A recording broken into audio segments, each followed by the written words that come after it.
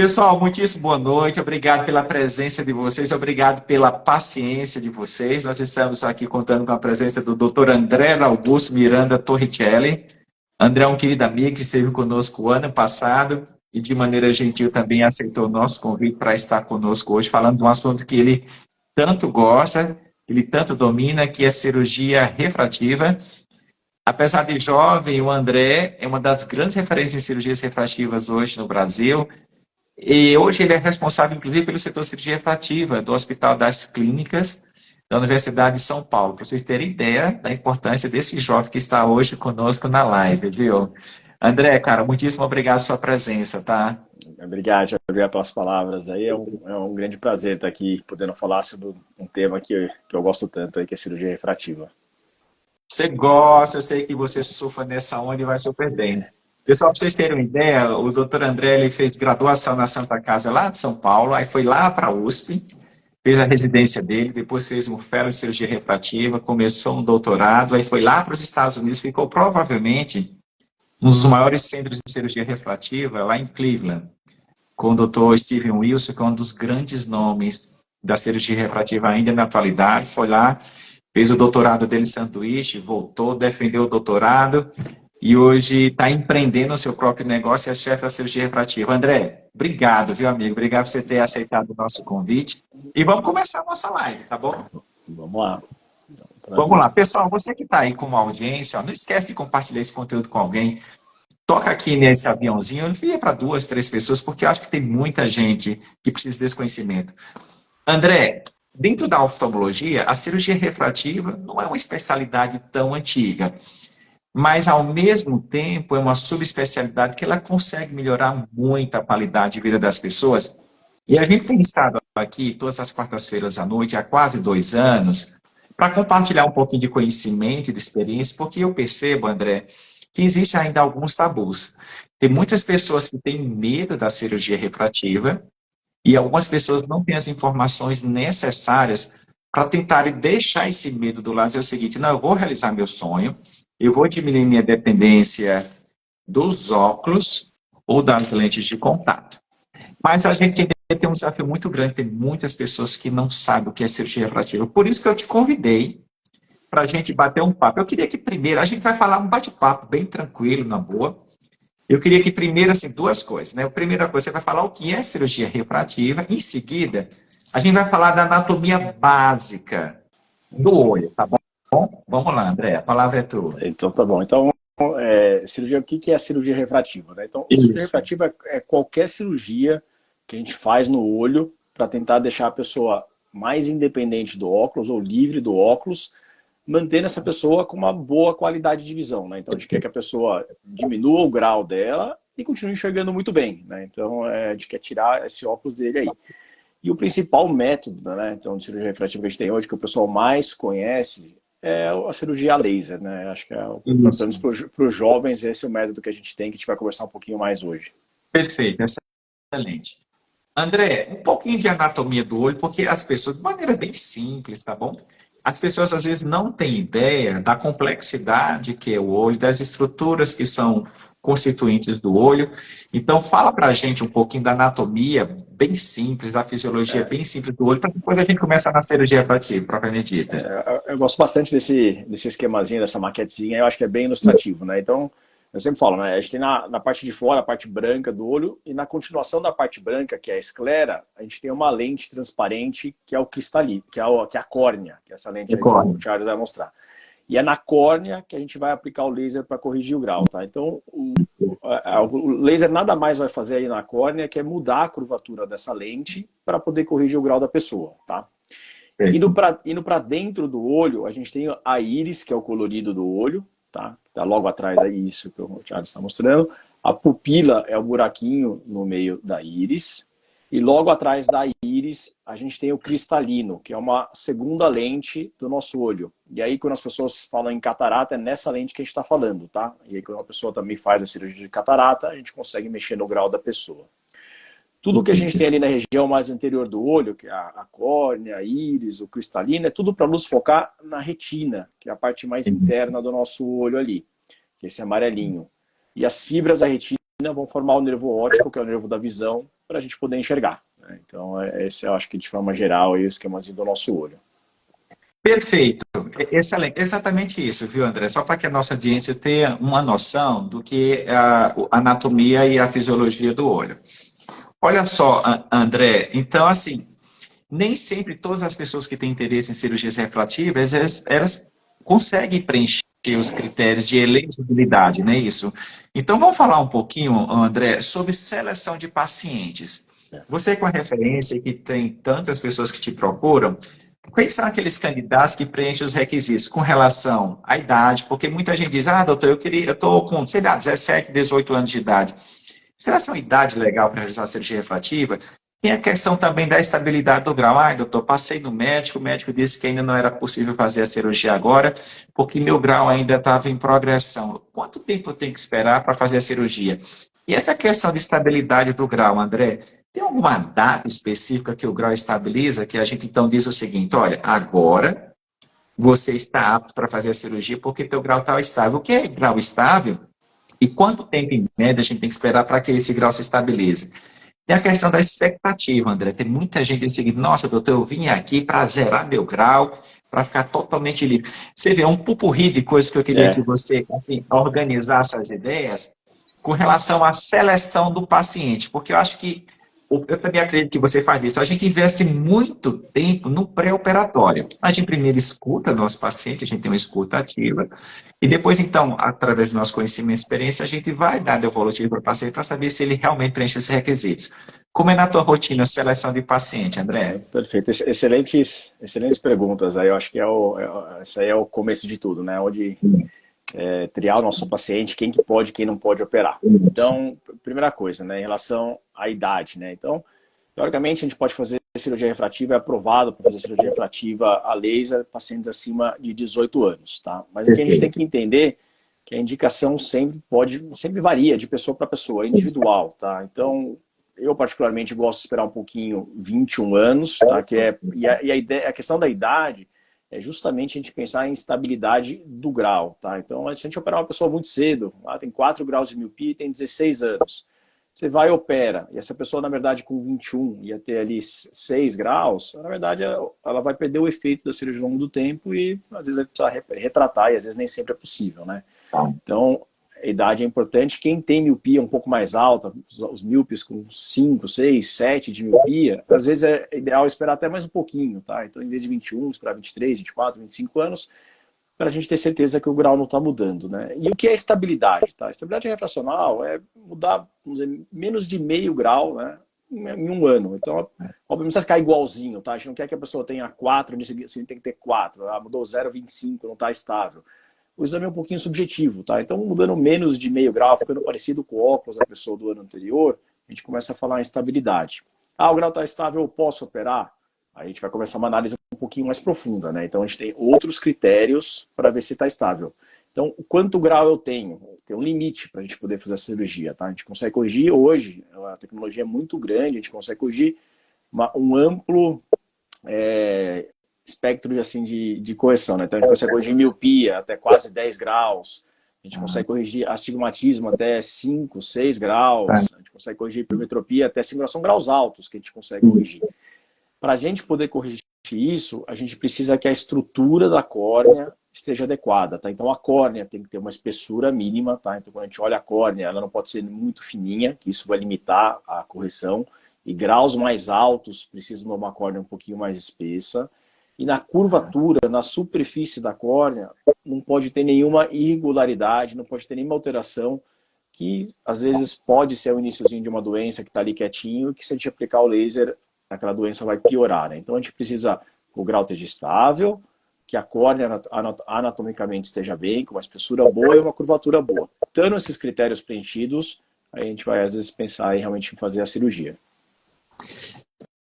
Olha a pergunta aqui interessante da audiência, André, já é um desafio para a gente. Doutor, não sei se você está conseguindo enxergar, eu tenho 25 anos e tenho 23 graus de miopia nos 2 olhos.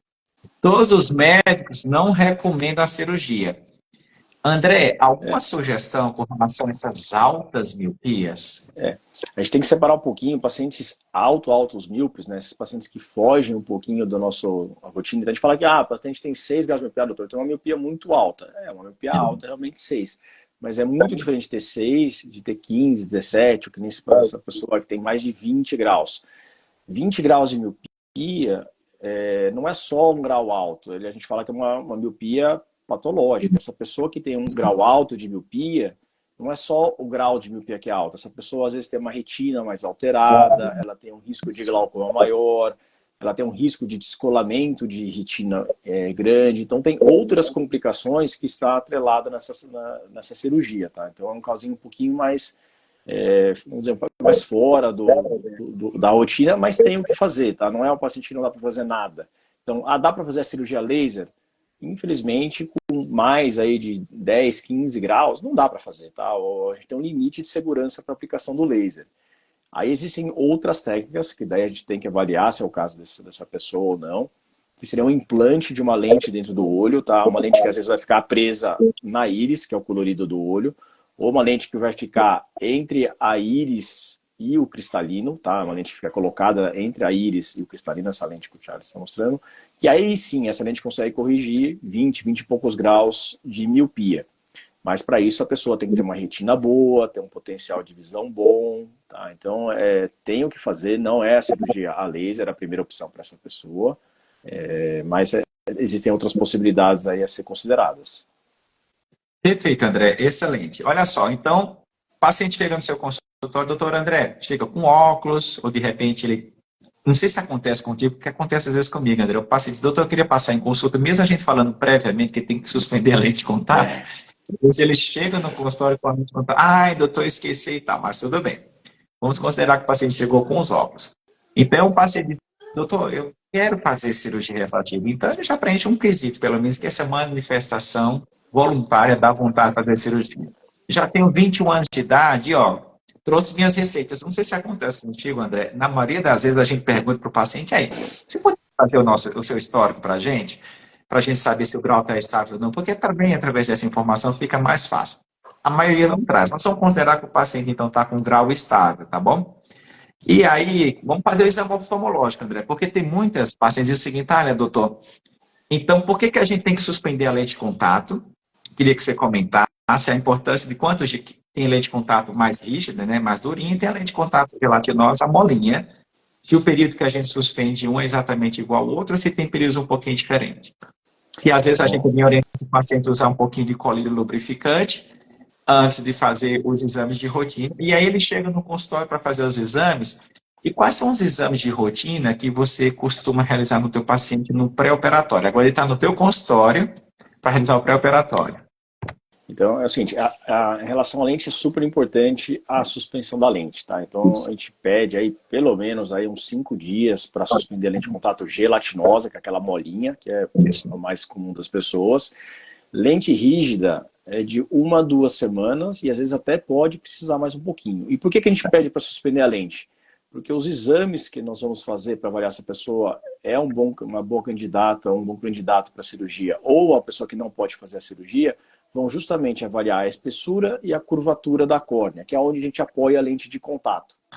Então, se a lente de contato está ali encostada no olho, está apertando o olho, ou cria um machucadinho no olho, na hora que a gente vai fazer o exame de imagem, isso vai dar uma alteração no exame. E a gente vai se perguntar, bom, será que essa pessoa tem uma alteração na córnea que contraindica a cirurgia? Ou será que aquilo lá foi induzido pela lente de contato? A lente de contato provocou aquela alteração?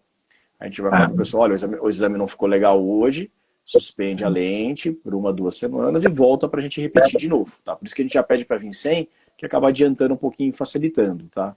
E aí se a pessoa às vezes tem um machucado, a gente examinou, olha, tem um pouquinho de machucado na superfície do olho, a lente machucou um pouquinho, a gente pede para ficar sem a lente, passa um lubrificante ou um hidratante no olho para melhorar esse machucado, sumir esse machucadinho, para a gente ter um exame confiável.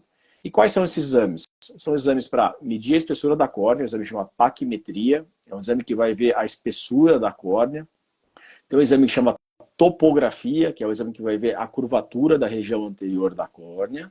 E hoje eu considero essencial um exame que é uma tomografia de córnea, tá? Então, tomografia não é aquele aparelho que a gente está mais acostumado nas outras áreas da medicina, que a gente vai entrar dentro de um aparelho enorme que vai escanear. Tá? A tomografia de córnea é um exame que vai ver tanto a parte anterior da córnea como a parte posterior da córnea, vai conseguir fazer um exame mais detalhado da estrutura da córnea para a gente ter certeza que aquela córnea vai aguentar o impacto da cirurgia. Tá? Então, toda vez que a gente faz uma cirurgia, a gente vai levar um impacto, uma agressão à córnea, e a córnea saudável aguenta muito bem esse impacto, vai se recuperar bem e a pessoa vai ficar independente do óculos. Mas esses exames de triagem para ver a curvatura, a espessura e a anatomia da córnea com a tomografia são essenciais no pré-operatório para a gente poder fazer a cirurgia. Olha só, aqui é uma pergunta mais específica. Não sei se você está vendo. Córnea fina associada com, acho que é CBI. CBI, né? Eu coloquei Corneal Biomechanical Index. Isso, 0,95. Aí a pessoa foi um pouquinho, já um pouquinho mais detalhe. Né? Então, existem alguns exames, né? Então, existem alguns fatores de risco para a cirurgia, tá? Então, quem tem a córnea fina tem um fator de risco para a cirurgia. Córneas assimétricas, que são mais curvas na região inferior do que na região superior, elas também são córneas de risco, tá bom? Quem tem antecedente familiar, de pacientes, irmãos, pais com ceratocone, pessoas que coçam muito o olho, tem um risco aumentado na cirurgia, tá? E a gente tem alguns exames, além da tomografia, que é o que essa pessoa que está assistindo a gente comentou aí, que é um exame que tenta ver a rigidez da córnea, quanto que a córnea é mais mole ou mais dura, que vai ver que a gente fala que é a análise de biomecânica da córnea, tá? Isso, perfeito. Então, esse exame hoje aqui dá esse índice chama Corvis, tá? Um aparelhinho que vai jogar como se fosse um puffzinho, um ventinho de ar no nosso olho, a córnea vai se deformar e o exame vai captar o quanto ela consegue se deformar. Se ela se deforma muito, uma córnea muito molinha, ou se ela se deforma pouco, uma córnea um pouquinho mais rígida. E vai gerar um númerozinho que é o CBI, tá? 0,9 é o CBI alto, tá? Então o ideal é o CBI um pouquinho mais baixo aí, tá bom? Nenhum número isoladamente vai indicar ou contraindicar a cirurgia, tá? Então a gente não tem um número mágico em cirurgia refrativa, um índice único que a gente fala, olha, o CDI deu algo muito alto, não vou operar, o Artmax deu alto, não vou operar, o D do Belin-Ambrose do exame eu vou operar, então o IS. Então a gente tem diversos índices que a gente vai levar em consideração e todos os estudos hoje mostram que o melhor é você combinar todos esses índices junto com a idade do paciente, o grau do paciente, para a gente ver se a cirurgia vai ser segura ou não, tá? Então existe uma análise conjunta de todos os exames do paciente para a gente dizer, olha, no teu caso a cirurgia é segura, no teu caso a cirurgia não é. Isso vai também mudar um pouquinho a técnica que a gente vai indicar, tá? Então, o que é melhor para um paciente, uma cirurgia que é melhor para um paciente, às vezes não é melhor para o outro. A gente tem diversas opções.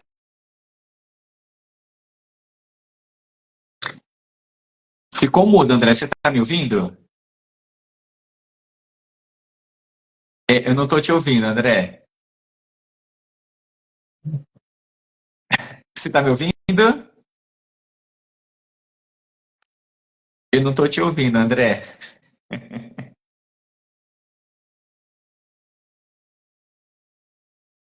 Pessoal, vocês estão ouvindo o doutor André? Por gentileza, envie uma mensagem aqui dizendo sim ou não. André, de repente ficou mudo.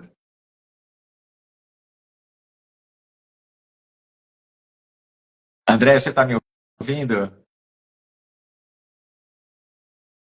Eu não estou te ouvindo, André. Você está me ouvindo? A gente não está conseguindo te ouvir, André. Não tem problema, não tem pressa não. Faz com calma.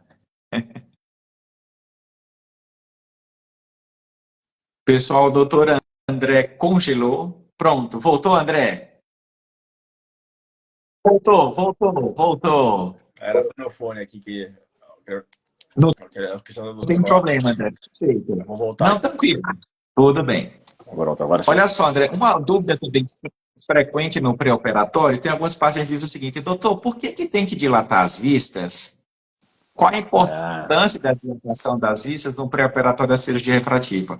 E tem outro detalhe, André, aqueles pacientinhos que têm o olho um pouquinho desviado para dentro ou para fora, que são os desvios mais comuns. Como é que a gente lida com esses pacientes ainda no pré-operatório para a gente dizer se esse paciente está apto ou não para a cirurgia refrativa? Duas perguntas boas aí, né? Então, primeira coisa em relação a dilatar os olhos, tá? Então, quando a gente fala em pingar aquele colírio lá, a pessoa, puxa, incomoda, vai atrapalhar. mas não tem como. A Isso. gente precisa dilatar os olhos para poder ver o grau real da pessoa. Tá? Quando a Isso. gente pinga o colírio no olho, a gente vai relaxar o músculo interno do nosso olho e a pessoa vai manifestar o grau real que ela tem. Então, às vezes a pessoa está usando 3 em miopia, quando a gente dilata o olho, cai para 2. Você fala, puxa, aí o que eu opero? Aí a gente normalmente tende a operar mais próximo do grau dilatado, tá? Porque é o grau sem a influência da musculatura do olho. Que a gente sabe que com o tempo, esse músculo vai começar a se enfraquecer e vai perder a influência no grau, tá? Então a gente tem que tomar um pouquinho de cuidado. Pessoas que têm hipermetropia, a gente vai lá ver o grau, tem lá 2 graus, a gente dilata o olho, pinga o colírio, às vezes vai para 4. Puxa, então se eu operar 2, eu vou operar metade só do que aquela pessoa tem. Então a gente precisa realmente ver o grau dilatado para confirmar o grau da pessoa, para realmente ir o mais próximo do grau real que ela tem, tá? Uma coisa bem importante, isso tem que tomar muito cuidado, é que em relação a desvio ocular, tá? Então, a pessoa que a gente chama de estrabismo, né? Então, a pessoa às vezes ela tá com os olhos alinhadinhos com o óculos, ou às vezes até com a lente de contato, e a gente faz uma cirurgia e descompensa esse alinhamento ocular, tá? Então, a avaliação do estrabismo é muito importante. Pessoas que estão, às vezes, que usam óculos para manter o olho alinhado, tem que tomar cuidado, porque você pode fazer a cirurgia com um laser e descompensar esse desvio. Então tem que pensar, puxa, será que vale a pena correr esse risco? Então é importante a avaliação do oftalmologista no pré-operatório para ver se tem algum desvio que a gente chama latente, que não está aparecendo no início do exame. Porque a gente tem que falar, às vezes, pô, eu já usei tampão na infância, já usei óculos com grau mais alto, agora eu parei de usar. Esses são indícios que aquela pessoa tem um desvio que hoje está compensado, já foi tratado, mas que se eu fizer a cirurgia, pode descompensar. E a pessoa tem que saber que isso é importante, que isso pode acontecer. E se ela falar, puxa, eu prefiro ficar com meu óculos em vez de às vezes ter um desvio de novo, melhor não operar, tá? Porque realmente pode acontecer do desvio manifestar. E aí, às vezes, se aparece um desvio, a pessoa não tem grau, fica um pouquinho difícil de tratar, tá? Ou às vezes tem que voltar a usar óculos depois. Então, o pessoal que tem estrabismo aí, toma cuidado com a cirurgia, que pode descompensar o alinhamento do olho da pessoa. Perfeito, André. Então, o paciente passou em consulta pré-operatória, ele preencheu todos os requisitos com relação à idade, com relação à estabilidade, com relação à curvatura, espessura da córnea, exame de fundo de olho. Então, vamos operar esse paciente. A gente sabe que tem diferentes técnicas, não é isso, André? Quando a gente pensa em cirurgia refrativa, você já falou rapidamente lá na frente, só queria que você reforçasse. A maior parte, acho que, da cirurgia refrativa, André, acho que uns 90%, a gente aplica laser na córnea, na verdade, né? E uma quantidade mínima é que a gente implanta a lente dentro do olho. Então, quando a gente divide, vamos classificar um pouquinho, então, a cirurgia refrativa, André, com relação à parte do olho que a gente vai aplicar o laser para corrigir o grau e os tipos de técnica cirúrgica. Eu queria que você falasse para a nossa audiência, por gentileza. Então, a gente poderia dividir, eu até diria que em três grandes blocos, né? Então, o primeiro seriam cirurgias ceratorrefrativas, que nada mais é do que aplicar o laser na córnea para corrigir o grau. Tá? Então, para jovens, isso representa, eu diria que 90 é pouco, acho que é mais de 95% dos casos aqui no Brasil de cirurgia refrativa. Tá? A segunda opção é o implante de lente que eu comentei, tá? Então, que são as lentes de câmera anterior, que ficam presas na íris, que é o coloridinho do olho, e lentes que ficam entre a íris e o cristalino, que é essa outra lente natural do nosso olho. Então, a lente colocada entre as duas lentes ali. Normalmente, esses casos são reservados para pessoas que têm ou graus muito altos, ou que têm alguma contraindicação à cirurgia na córnea, uma córnea fina ou uma simetria muito grande na córnea. E a terceira modalidade de cirurgia refrativa é quando a pessoa vai operar a catarata, tá? Então, quando a gente vai mexer no cristalino, a pessoa um pouco mais de idade, já tem alguma opacificação do cristalino, né, que é a catarata, a gente vai tirar essa lente e vai implantar uma outra lente no lugar e a gente consegue corrigir o grau. A cirurgia do cristalino, ela é hoje realmente feita para pessoas que têm algum grau de catarata, tá? A gente não recomenda fazer cirurgia no cristalino para pacientes jovens, principalmente abaixo de 55 anos, tá? Então, pacientes mais jovens, a gente vai pensar ou a cirurgia laser na córnea ou o implante de lente. Pensando na cirurgia a laser, tá? Então, que é o principal método, a gente vai ter, eu diria, 3 opções, tá? O PRK, que é uma cirurgia de superfície, o LASIK, ou FENTO-LASIK, que é criado uma lamela, vou explicar um pouquinho melhor. E um terceiro método seria o SMILE, que não é uma cirurgia tão popular no Brasil, que é um outro laser que é aplicado no olho.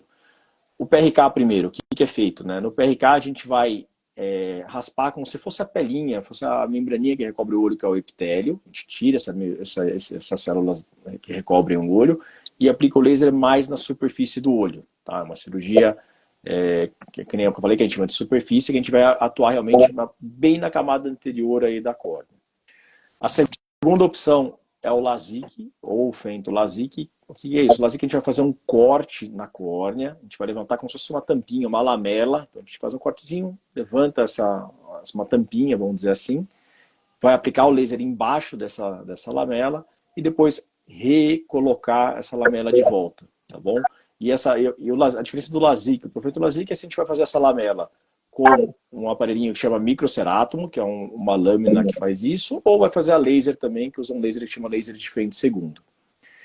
E a terceira opção, que aqui no Brasil representa, eu diria que menos também de 5% dos casos de cirurgia a laser na córnea, é uma cirurgia que a gente chama de extração lenticular, que o principal método que popularizou é o SMILE, que é usado o laser é usado para criar uma lentita, uma lente na espessura da córnea, e a gente vai retirar um pedacinho da córnea na camada mais profunda para corrigir o grau. Tá? Isso aqui é um pouquinho mais difícil de explicar assim, mas é uma terceira opção que a gente tem, tá bom? Dessas três, André, não sei se você consegue compartilhar o que é que você mais faz. Você tem feito muito SMILE na tua prática ou é mais... Não, eu diria que SMILE não representa nem 1% do que eu faço, até porque aqui em São Paulo, que é onde eu atuo, a gente não tem o SMILE. Então o SMILE usa um laser específico, tá? Que é um laser de fento segundo, uma plataforma específica, que no Brasil tem pouquíssimos lugares que tem, tá? Acho que no estado de São Paulo tem um em São José dos Campos, né? É na capital. E tem um no Rio de Janeiro e talvez tenha um no Nordeste. Não é um laser que é muito utilizado no Brasil. O que é mais feito é ou o PRK ou o LASIK, tá? Eu, particularmente, quando todos os exames estão redondinhos, tudo bonitinho, minha preferência é pelo LASIK, porque o LASIK, em relação ao PRK, é uma cirurgia de um pós-operatório mais tranquilo, de uma recuperação visual um pouco mais rápida. Eu acho que isso tem um impacto na vida do paciente, tá? Então, o LASIK, a grande vantagem do LASIK é você fazer a cirurgia num dia, vai incomodar um pouquinho no dia, mas no dia seguinte, normalmente, você está enxergando já muito bem, está confortável, você consegue mexer no computador, consegue mexer no celular, consegue fazer suas atividades em casa tranquilas, às vezes até trabalhar, tá? O PRK não. O PRK, quando a gente faz o PRK, a gente tira o epitélio, aquela pelinha que recobre a córnea, e aí o paciente vai ter dor, desconforto, sensibilidade à luz por 2 a 3 dias. E mais chato do que para mim do que esse desconforto de 2 a 3 dias é a recuperação da visão, tá? Então no PRK a gente vai ter uma recuperação da visão mais lenta. Eu diria que com uma semana a pessoa vai estar ali com 50%, 70% da visão, e vai de 2 a 4 semanas normalmente para a visão ficar 100%, tá? Passando a fase de recuperação, tanto o LASIK quanto o PRK geralmente dão a mesma visão, tá? Então eu falo, puxa, o que é melhor, o LASIK ou o PRK? Eu falo, olha, em termos de resultado final, eles são muito equiparáveis, tá bom? Não é o PRK é uma cirurgia muito boa também. A diferença é só que tem essa recuperação mais lenta e às vezes o paciente tem que programar isso na rotina dele para poder fazer a cirurgia, tá bom? Por isso que eu acabo tendo, particularmente quando está tudo bem, minha preferência é fazer um fento LASIK, né? Hoje é minha cirurgia de eleição. Perfeito, André. Você já adiantou um pouquinho o assunto, já falou um pouquinho sobre o pós-operatório, que eu só queria ainda tirar uma dúvida da nossa audiência, que é muito frequente com relação ao intraoperatório. Doutor, a cirurgia, eu tô acordado ou eu estou dormindo? Isso é muito frequente, André, o pessoal perguntar, porque tem alguns que dizem, doutor, se eu pudesse, eu poderia dormir. Como é que é isso? Está dormindo. Doutor, dorme a cirurgia? Pelo amor de Deus, doutor, não consigo nem imaginar se por acaso essa cirurgia doer. Outra pergunta frequente, André, no intraoperatório é se por acaso meu olho mexer, doutor. E aí, o que é que vai acontecer? O laser vai ser aplicado fora do lugar? Então, André, com relação é acordado ou é dormindo? Se dói ou se não dói, se eu mexer, o que é que acontece? Então, assim, essa pergunta todo mundo faz. Eu queria dormir e acordar no final. Mas a cirurgia é feita acordado, tá, gente? Então, a gente precisa que a pessoa fixe numa luzinha do microscópio, tá? Tem uma luz de referência para a gente poder fazer a cirurgia. Então, se a pessoa, tomei um remedinho para um ansiolítico, né? Remedinho para ficar mais tranquilo, tá? Se a pessoa fica um pouquinho sonolenta, ela não consegue fixar bem na luz e isso vai atrapalhar a cirurgia, vai mais atrapalhar do que ajudar. E a cirurgia é uma cirurgia relativamente tranquila no intraoperatório, tá? Não dói nada, a pessoa não sente nada, vai sentir mexer perto do olho, mas não vai ter nenhum tipo de dor, nenhum tipo de desconforto. A gente coloca um aparelhinho para manter o olhinho aberto. Então, falar, se eu piscar, se com outro olho você pode piscar normalmente, o olho que tá sendo operado no momento ali, você não vai conseguir piscar. Quando a gente vai fazer o LASIK, o olho ele é preso pelo aparelhinho, tá? Então fala, puxa, se eu mexer, se eu piscar, não dá. O aparelhinho vai estar segurando o teu olho, é rápido, coisa de 30 segundos, e naquele momento ali, teu olho vai estar sendo seguro pelo aparelho, e o laser ou o microcerato vai fazer aquele cortezinho pra gente. Na hora de aplicar o laser, gente, o laser é um aparelho com altíssima tecnologia, tá? Então ele tem diversos mecanismos para garantir que a aplicação do laser vai ser centralizada. Então, antes de começar a cirurgia, existe o que a gente chama de eye tracker, né? O aparelhinho vai reconhecer alguns pontos anatômicos do olho e pequenos movimentos que a pessoa faça, o laser vai acompanhar o movimento do olho da pessoa. Tá? Caso a pessoa, por acaso, se assustou na hora que foi aplicar o laser e mexeu muito o olho, o laser automaticamente ele é desligado, tá? Ele para de ser aplicado. Ou mesmo o médico que está fazendo a cirurgia pode parar de aplicar o laser, tá bom? E aí depois volta a aplicar de novo no mesmo ponto que parou. Então, existem alguns mecanismos que a gente usa aí para manter o alinhamento do laser no lugar. Hoje em dia é muito difícil a gente ter uma aplicação do laser fora da posição certa, tá? O laser hoje utiliza de diversos recursos, a tecnologia é muito avançada nesse aspecto aí, realmente facilita muito tanto para o médico como para o paciente aí no intraoperatório.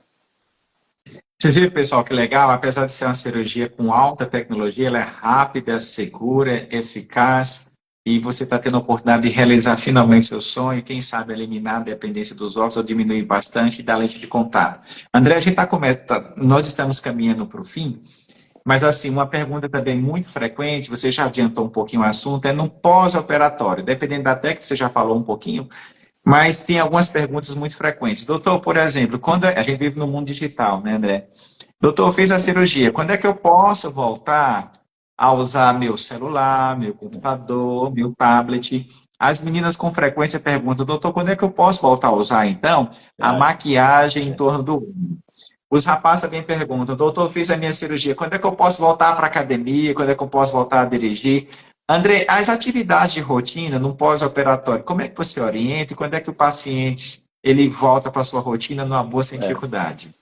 Então, aí tem dois aspectos diferentes. Né? Se a gente pensar em termos de visão, voltar a trabalhar, mexer no computador, celular, fazer as atividades dentro de casa ou dentro do trabalho, no LASIK, 2 dias depois, aí, no dia seguinte, às vezes 2 dias depois, a pessoa pode voltar a trabalhar. Vai chegar bem no computador, vai conseguir trabalhar, vai tiver uma reunião, apresentar alguma coisa, ela vai conseguir trabalhar tranquilamente. No caso do PRK, aí não, tá? O PRK incomoda nos primeiros 2, 3 dias, a pessoa vai querer ficar em casa, de preferência num ambiente um pouquinho mais escuro, o olho vai estar lacrimejando, vai estar mais sensível, e as pessoas têm que estar preparadas para os primeiros 2 dias estar um pouquinho afastada. A partir do 3º dia, essa sensibilidade maior do olho vai passar. E aí quem olhar para você não vai nem dizer que você operou, mas a sua visão vai estar embaçada. Então, se você tiver que mexer no computador, ler um texto, você vai ter, às vezes, dificuldade. Tá?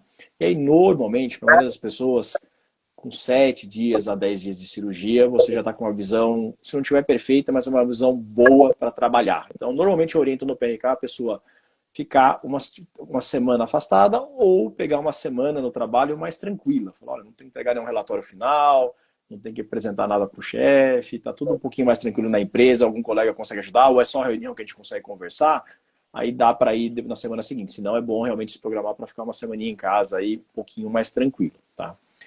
Em relação a atividades esportivas, né, ou uso de maquiagem. Isso. Então, a atividade física, eu falo aí 10 a 15 dias para voltar a fazer, tá? Então, uma caminhada mais leve, pilates, funcional, academia, levantamento de peso, então, 10 dias depois aí já dá para fazer, tá? Piscina, mar, realmente nadar, entrar na água, aí eu peço para esperar um pouquinho mais, ao redor de 3 semanas, para ter certeza que não vai entrar muita água suja no olho, não vai bater nada no olho. Maquiagem, eu espero também aí em torno de 2 a 3 semanas, porque tem que passar aquele lápis, rímel muito próximo do olho, e na hora de tirar tem que ficar esfregando o olho também.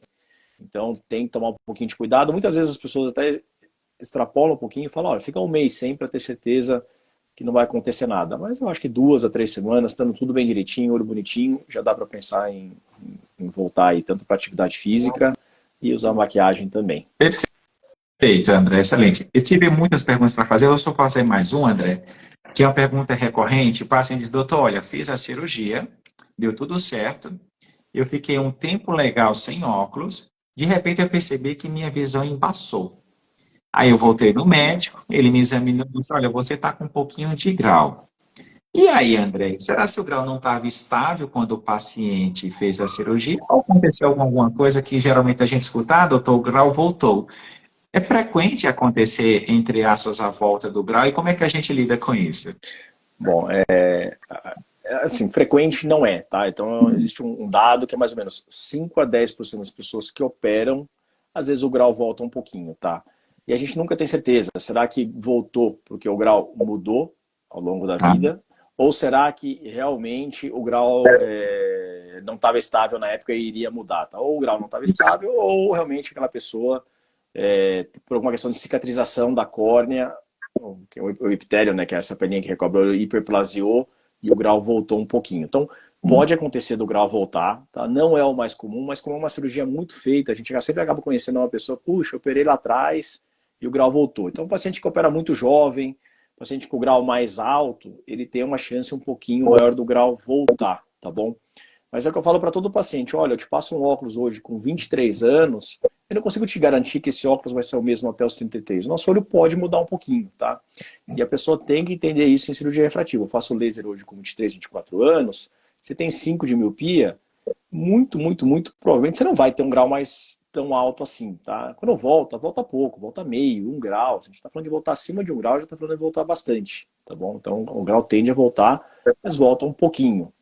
E aí, para a gente pensar em reoperar ou não, né, o retratamento, aí é de caso a caso também. Tá? A gente tem que fazer de novo aquele estudo que a gente fez no começo. Puxa, quanto sobrou de córnea? A córnea está fina, ela está fina, muito fininha, ou ainda sobrou bastante córnea? Como é que está a Isso. curvatura da córnea? A córnea ficou muito plana, ela tá muito curva, e a gente vai reavaliar e vai ver se mostra. Outra coisa, a pessoa operou com 30 anos e a grau de miopia voltou com 42.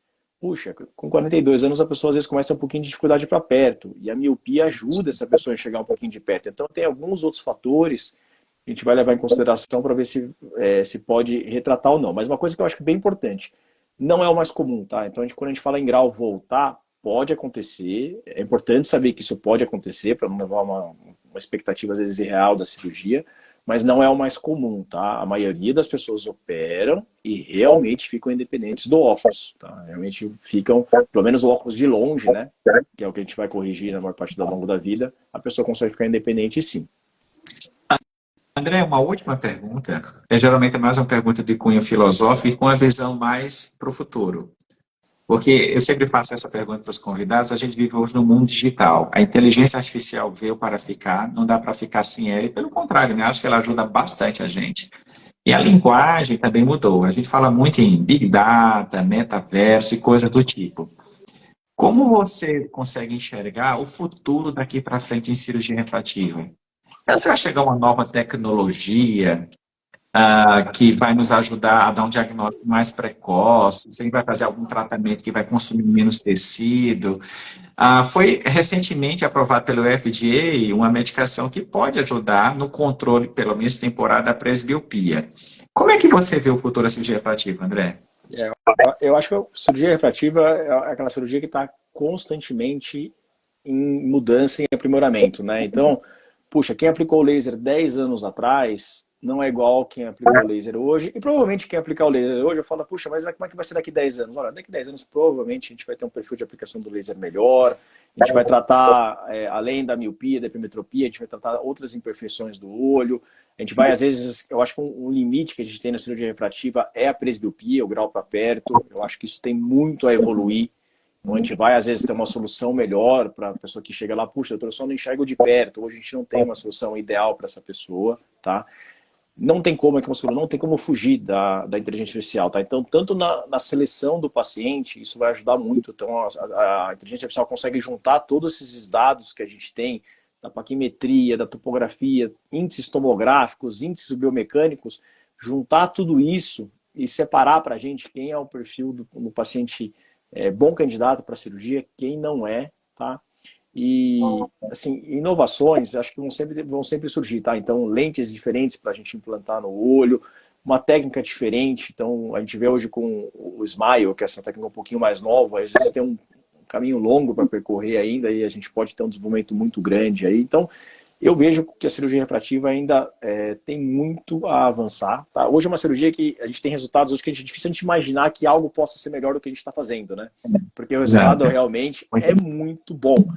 E é o que eu falo, hoje o laser coloca a cirurgia refrativa num patamar tão alto que nem quando vem o Smile, que é uma técnica um pouquinho mais nova, ou outras cirurgias, a gente fala, puxa, mas o que demais a cirurgia traz em relação a um LASIK, um PRK, porque é uma cirurgia já tão reprodutível, tão estável e tão segura. Então a gente está num nível hoje que é difícil a gente transpor a excelência que a cirurgia chegou. Mas eu não tenho dúvida que as coisas novas vão aparecer e que a gente vai ter daqui 20 anos alguma coisa que a gente fala, puxa, lá atrás a gente aplicava o laser na córnea, nossa, como é que o pessoal fazia isso? Porque as coisas mudam realmente, tá? A gente vai ter opções melhores lá na frente e isso faz parte da evolução. Quem fez a cirurgia há 30 anos atrás fez com bisturi, na época é o que tinha, tá? Era a melhor opção que a gente tinha. Hoje é o laser e às vezes daqui 20, 30 anos é uma tecnologia diferente do que a gente imagina hoje. Doutor André Torricelli, se alguém da audiência gostaria de passar em consulta com você, como é que faz? Bom, eu tenho o meu Instagram aqui também, né? Quem quiser dar uma olhadinha, tem o endereço do meu consultório no Instagram. Eu tenho minha doutora André Torricelli. Tenho uma página na internet, doutorandretorricelli.com.br, tá? Meu consultório aqui no Campo Belo, o endereço é fácil de achar, digitar meu nome no Google vai aparecer também, tá? Então, tem diversos canais aí digitais aí, hoje em dia achar uma pessoa é cada vez mais fácil, né? Então, aí eu fico à disposição para tirar qualquer dúvida, conversar sobre cirurgias, é sempre um prazer. Isso. André, muitíssimo obrigado por você ter aceitado mais uma vez o nosso convite, ter aberto mão aí do teu convívio familiar, que eu sei que sua vida é agitada. Muito obrigado para sua esposa, para seus filhos. Torcendo para que você tire muitas fotos lá em Orlando e envie para a gente, ó. Grita, corre, pula, aproveita esse momento também. Justamente como uma criança, cara. Muito legal, viu? Obrigado, Charles. É bom, tem que aprender a equilibrar, né? Tanto o lado profissional como o lado pessoal da nossa vida. Esse que é o mais bacana aí, né?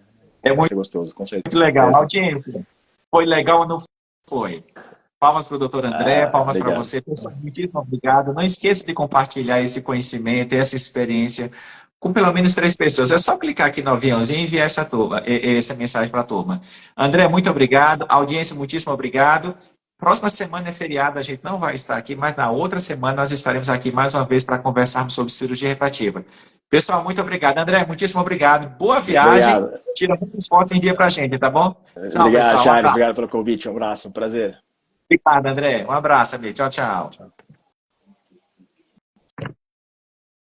Pessoal, foi legal ou não foi? Doutor André é top, né? Olha só, cirurgia refrativa é uma excelente opção para diminuir a dependência aos óculos ou às lentes de contato. É fundamental que você passe para o seu médico oftalmologista, de preferência um cirurgião refrativo, de preferência que tenha experiência e que faça uma análise detalhada da saúde do teu olho como um todo, sobretudo a parte da frente do olho.